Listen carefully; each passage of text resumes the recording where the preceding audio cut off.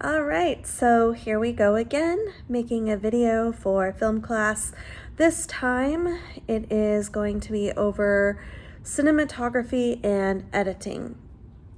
So the first question that I chose is, how does the editor use shot selection, pacing, and transitions to create rhythm and flow? So to gain flow in a film, an editor may choose to lengthen or shorten the timing of a shot. A longer take ought to draw us in more. Possibly it might make something more known. Let's see. I wrote an example of this is the big wheel scene in The Shining that we talked about earlier in the class. I tried watching it and I had to cut it off. Like when he started making out with an old lady, I was like, this is weird, and I turned it off. I never did finish it. But pacing is the cadence of a film. It's the rate at which it flows. Too slow and you're going to lose the audience and their interest, but too fast and you're going to leave them questioning, like, hold on a second, wait, what did I just see? We need time to process, and so pacing is extremely important in a film.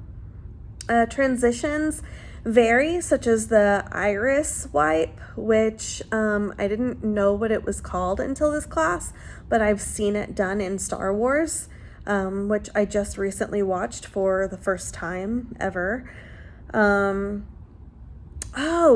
One of my favorite transition scenes is in The Lion King. There's this dissolve that happens as Simba and Pumbaa and Timon are walking across a log. They're dancing to the music, and they start to grow up, and it kind of shows them in those transitional years through a dissolve transition. Also, there are fades, there's different type of cuts. So the second question that I chose is, what are the different types of shots that can be used in cinematography? So first, automatically, I think of the close-up. The example that immediately came to mind was from the movie Aeon Flux, one of my top favorites.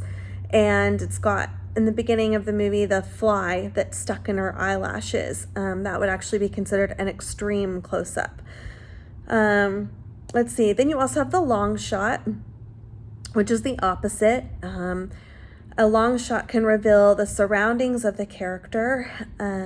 They often act as establishing shots. So immediately I think of Harry Potter. All of the shots of the castle in various seasons, or from different locations on land or from the water, or even the fireworks above Hogwarts. Then there is the point of view shot. Changing the perspective in a film helps to develop the story and just makes it more compelling in general. An example of this is that we actually learned in class is the rear window, but I've never seen that. So I wanted to talk more about one that I recently saw. Okay, so I like Hallmark movies. Don't judge me. I know they're predictable, but in a very unpredictable world and life, I need predictable. So I love Hallmark movies, and most recently I watched one called Remember Sunday. And the point of view that I really enjoyed was when one of the characters was looking through a telescope up into the night sky, and unexpectedly, the next scene is you're looking at what they're seeing through the telescope. And I thought that was really cool. A good point of view of, what they're seeing there. All right, so last question. What are some examples of films that have particularly good cinematography or editing? So I had a really hard time narrowing this down. I even went through my movies, the ones that I own, and got a pretty good list. So I thought of Lord of the Rings, Top Gun Maverick, and Les Miserables for the cinematography. For editing, first, immediately, I thought of The Matrix. I thought of Wizard of Oz and Pleasantville. But I'm a huge fan of Johnny Depp, and so some movies I thought of for cinematography and editing would be like Edward Scissorhands or Charlie and the Chocolate Factory, which was the remake of, oh my gosh, I'm going to lose it, Willy Wonka.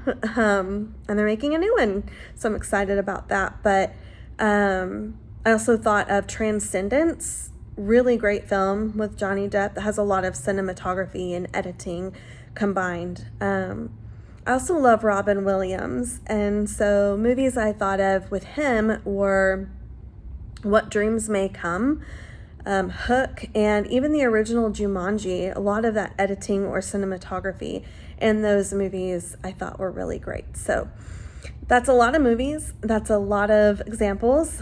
If you aren't familiar with any of those, then I would suggest that you check them out.